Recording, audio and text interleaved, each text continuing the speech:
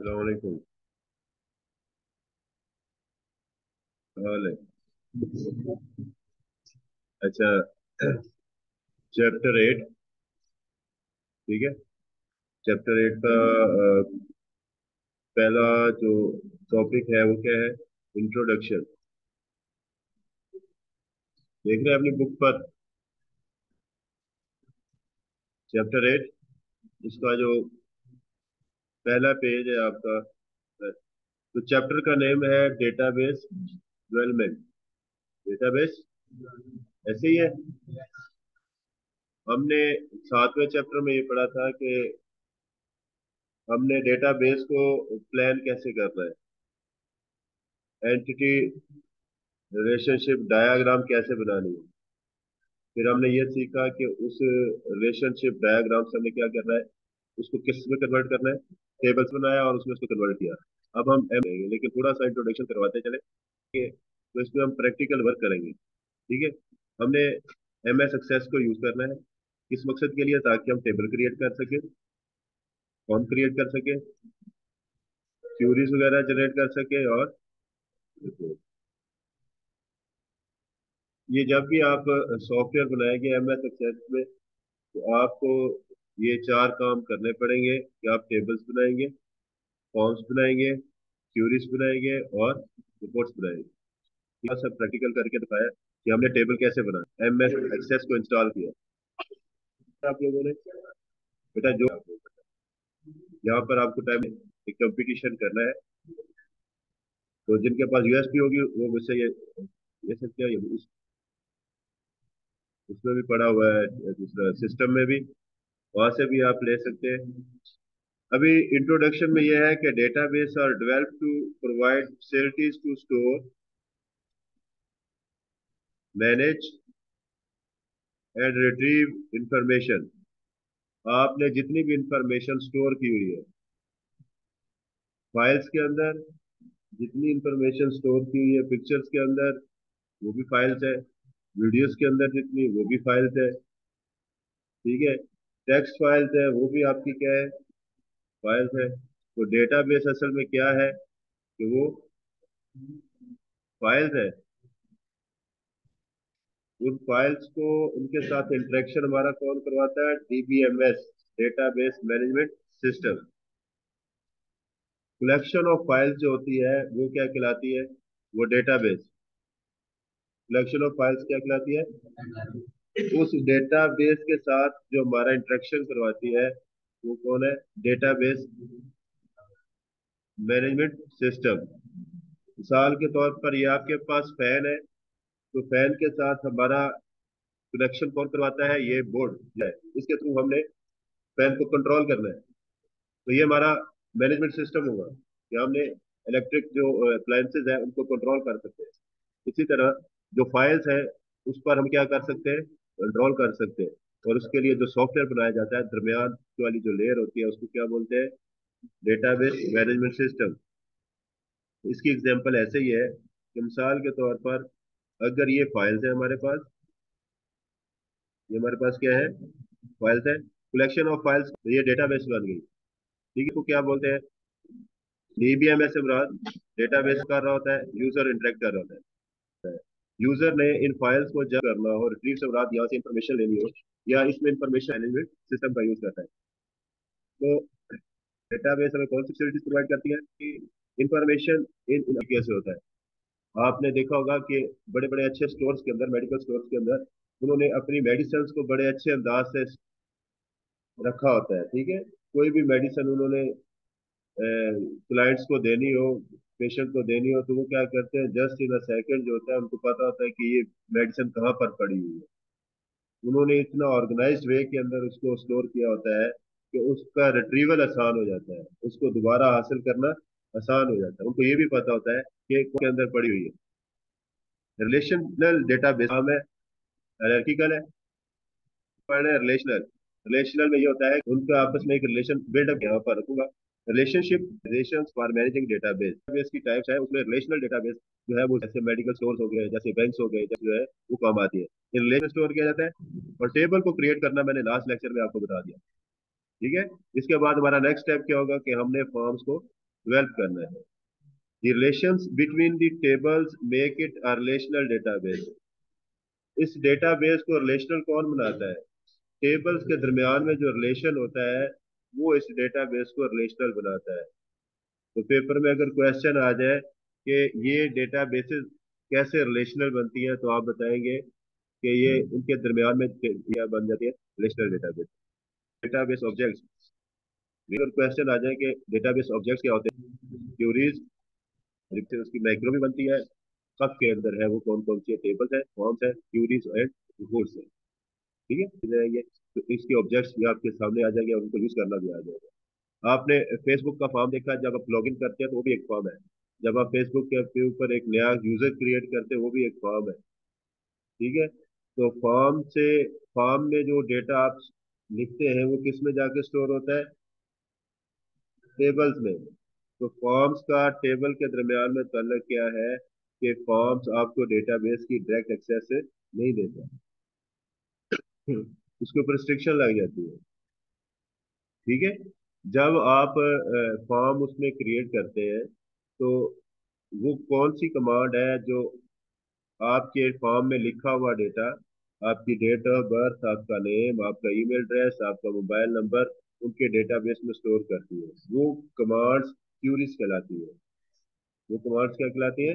Curies. इसी तरह जब आप लॉगिन करते हैं तो आप अपना आईडी और पासवर्ड देते हैं, तो ये एक फॉर्म है। ये फॉर्म किसके साथ कनेक्ट होगा? डेटाबेस के टेबल के साथ। और वहां से क्या करेगा, आपका यूजर नेम और पासवर्ड को मैच करेगा, तो डेटाबेस इंफॉर्मेशन लेगा कि आपका यूजर नेम और पासवर्ड क्या वहां पर एग्जिस्ट करता है। अगर तो एग्जिस्ट करता है तो आपका पेज ओपन हो जाएगा, अदरवाइज आपको मैसेज दे देगा कि या यूजर नेम गलत है या पासवर्ड गलत है।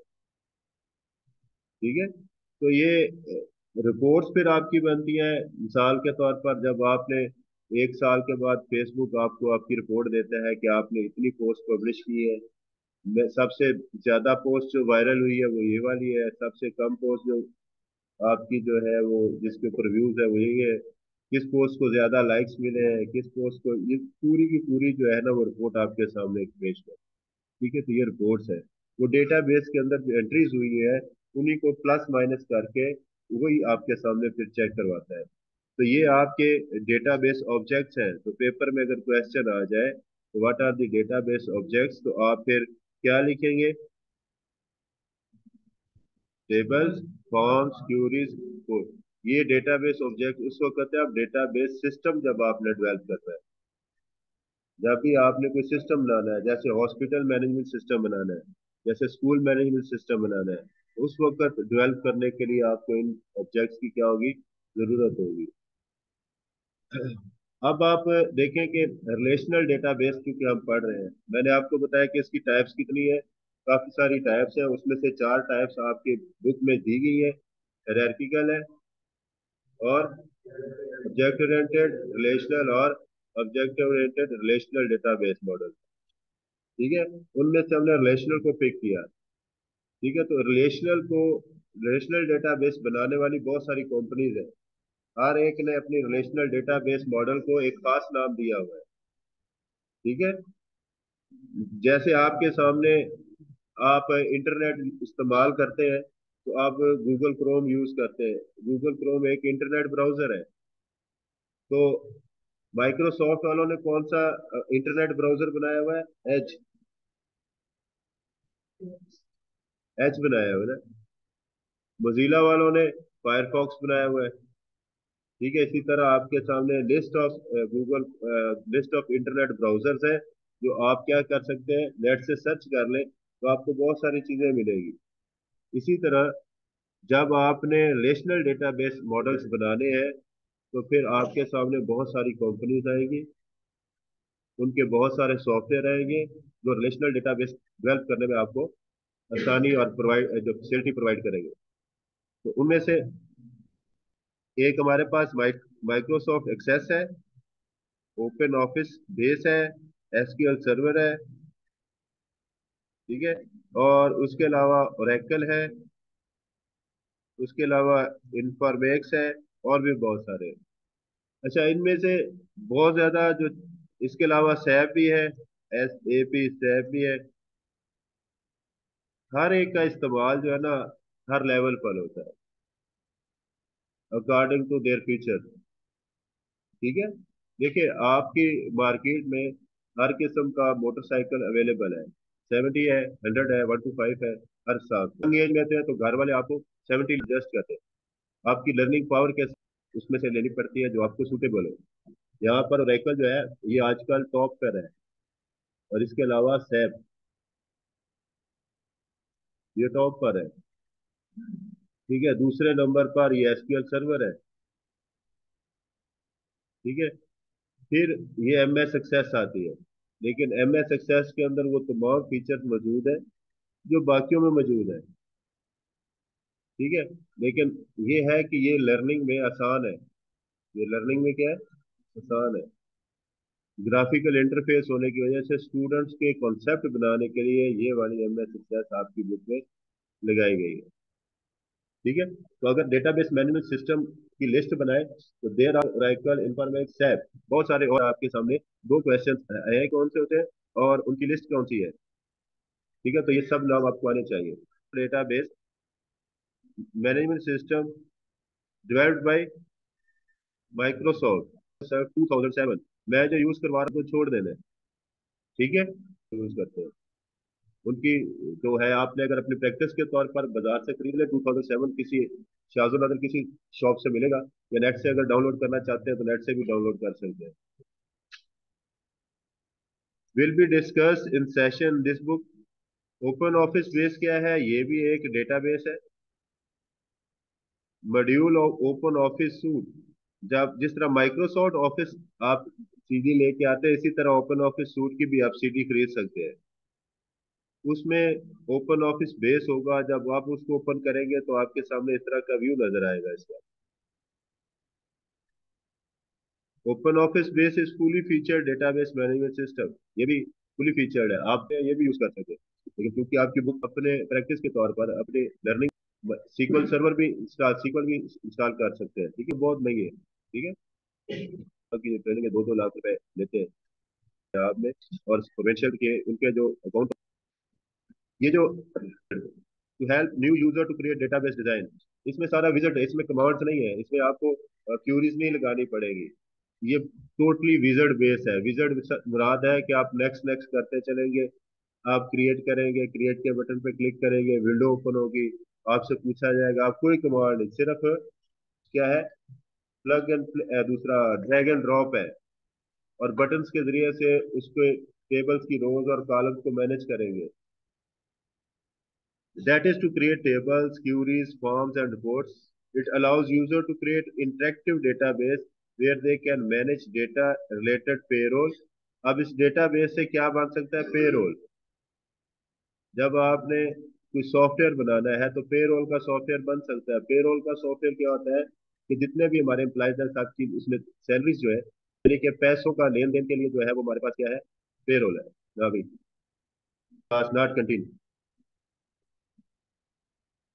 नहीं पढ़ना तो बाहर चले जाओ। कि आपके तमाम स्टॉक का जो रिकॉर्ड है वो है आपका जो एंटिटी। ठीक है। उन प्रोडक्ट्स को जाहिर बात है कि हमारे पास ये कंप्यूटर्स आए हैं तो हमने इनका एंट्री किस में किया है, रजिस्टर्स के अंदर किया है। फिर हमसे कोई कंप्यूटर लेके जाता है जैसे एग्जाम सेल में रखते हैं या किसी और जगह पे तो हम उनका भी रिकॉर्ड रखते हैं कि कितने कंप्यूटर आए और कितने यहाँ से चले गए। ठीक है। फिर ओवरऑल उनकी एक रिपोर्ट बनाते हैं कि हमारे पास 2020 से लेके 2030 23 तक कितने कंप्यूटर आए हैं और कितने हमने हमारे इस्तेमाल में है और कितने जो है वो खराब हो चुके हैं। उनकी हर एक चीज तो वो इन्वेंट्री मैनेजमेंट सिस्टम कहलाता है। ठीक है। जैसे मेडिकल स्टोर पर आप चले जाए तो वो भी इन्वेंट्री मैनेजमेंट सिस्टम है। अद्वियात का रिकॉर्ड रखा जाता है। ठीक है। इसी तरह बड़े बड़े स्टोर्स के अंदर चले जाए जैसे ये सेम मार्ट है, मेगा स्टोर्स है, डिपार्टमेंटल स्टोर्स है, ये सारे के सारे क्या इनमें इन्वेंट्री क्लाइंट्स ने खरीदनी है, किसके ऊपर कितना प्रॉफिट आया, कितनी एक्सपायर होने वाली है, कितनी एक्सपायर हो चुकी है। ये इन्वेंट्री मैनेजमेंट सिस्टम में आता है। खरीद है लेकिन इसमें स्पेसिफिक एसेट्स के बारे में बताया एसेट्स होते हैं। मूवेबल एसेट्स में जैसे आपका घर, आपका प्लॉट, आपकी चीजें मूव नहीं हो सकती। जैसे पाकिस्तानी बजट पेश करते हैं तो पूरा बजट सिस्टम बना हुआ है। उसका इंटरेक्शन किस तरह का है वो सैप में बना हुआ है। ठीक है। मिनिस्ट्री ऑफ डिफेंस को कितना बजट मिलता है, क्या है, कितना, सारी रिपोर्ट उनके पास है। लेकिन मैंने तो 2-3 फॉर्म देखे लेकिन वेरी इंटरेक्टिव। इसमें काफी सारे फीचर हैं जिसने भी वो डेवलप किया है। फिर कस्टमर्स का डेटा इसमें है, सेल्स ऑर्डर्स है, इनवाइसेस है, बहुत सारी चीजें जो है आप इसमें क्रिएट कर सकते हैं। The information in open office database can be exported to other database programs also and other open office program। ठीक है। एक्सपोर्ट का मतलब ये है कि जो वो डेटाबेस जो हमने ओपन ऑफिस में बनाई है, it can be exported into SQL, it can be exported into other type of system में इंस्टॉल कर दिया, फिर डेटाबेस की फाइल्स है उनको समझते हैं। जब आप एम एस एक्सेस यूज कर रहे हैं, तो एम एस एक्सेस में ये क्या होता है कि आप एक्सेल में पड़े हुए डेटे को इंपोर्ट कर सकते हैं और एक्सेल एक्सेस के अंदर पड़े डेटे को एक्सेल में एक्सपोर्ट कर सकते हैं। ठीक है। एम एस एक्सेल यूज किया हुआ है ना, तो एम एस एक्सेल में भी तो टेबल्स ही बने होते हैं ना, रोज एंड कॉलम जो होते हैं, तो उसका डेटा हम इंपोर्ट कर सकते हैं एक्सेस के अंदर, और एक्सेस का जो डेटा है वो एक्सेल की फॉर्म में भी हम एक्सपोर्ट कर सकते हैं। SQL server is product of Microsoft office. ये किसका है?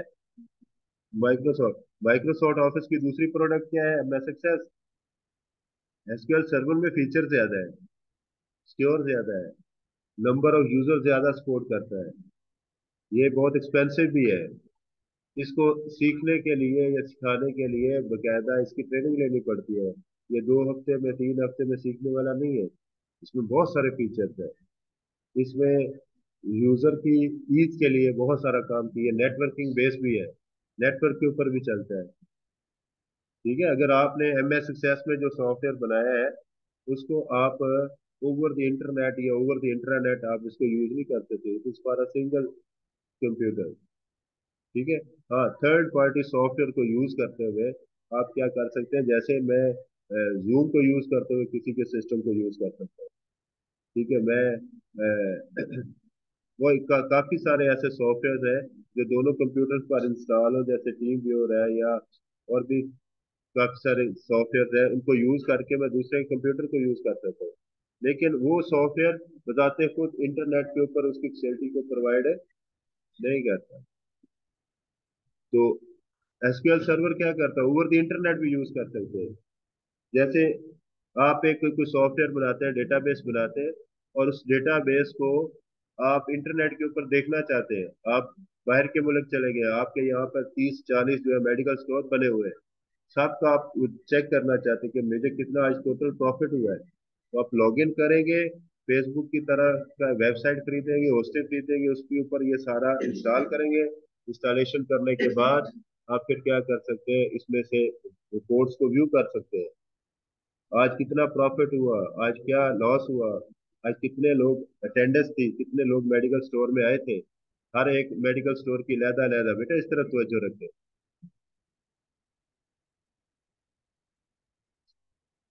It is a relational database management system that offers variety of tools। इसमें वैरायटी ऑफ टूल्स है, बहुत सारे इसमें फीचर्स है for database development, maintenance maintenance and administration. इसका बैकअप लेना आसान है, इसको मेंटेन करना आसान है, अगर ये क्रैश कर जाए तो इसको रिकवर करना आसान है। ठीक है। एम एस सक्सेस को रिकवर करना मुश्किल है, लेकिन ट्रेनिंग पर्पज के लिए बहुत अच्छा है ये। आपकी ट्रेनिंग इस पे हो जाए तो फिर आप हैवी ऑब्जेक्ट्स को भी क्या कर सकते हैं, हैंडल कर सकते हैं। Its main function is to store and retrieve data as requested by other software application. इसका काम भी वही है जो एमएस सक्सेस का काम है, लेकिन इसमें फीचर ज्यादा है।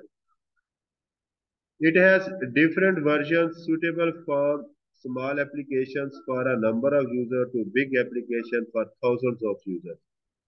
ये छोटे सिस्टम के लिए भी सूटेबल है और बड़े से बड़े सिस्टम के लिए भी क्या है, सूटेबल है। It provides environment to create databases. ये मल्टीपल डेटाबेस क्रिएट करवा सकता है, that can be accessed from work station, जो किसी दूसरे कंप्यूटर से भी क्या किया जा सकता है, एक्सेस किया जाता है। Other media such as personal digital system. आप इसको छोटे से मोबाइल से भी एक्सेस कर सकते हैं, पर्सनल डिजिटल पीडीएफ से भी एक्सेस कर सकते हैं। It is also used and create manage web based databases. ये वेब एप्लीकेशंस के लिए भी इस्तेमाल होता है। इस तरह तवज्जो रखो। ठीक है। तो एसक्यूएल सर्वर जो है उसके ज्यादा फीचर्स हैं। तो ये अब आपको अगर मैं कहूँ कि आपने आपके पास एक असाइनमेंट है, आपने असाइनमेंट आपके पास ये है कि आपने नेट से सर्च करना है कितने relational databases management system available है। हाउ लिस्ट डाउन, आपने लिस्ट बतानी है कि कितने जो है हमारे पास जो है रिलेशनल डेटाबेस मॉडल जो है, सिस्टम जो है वो हमारे पास अवेलेबल है। जैसे एसक्यूएल सर्वर है, जैसे डेटाबेस है, ओपन बेस है। इसके अलावा जो आपको मैंने इस स्लाइड में बताए हैं, इस स्लाइड में कितने बताए मैंने आपको, ये वाले बताए हैं, Microsoft Access, Open Office Base, SQL server, Oracle, इन्फॉर्मेश और सैप। इसके अलावा भी आपने ढूंढने हैं और फिर इनका आपस में कंपैरिजन भी करना है, किसी दो का कंपैरिजन कर दे इनमें से बेहतर कौन सा है।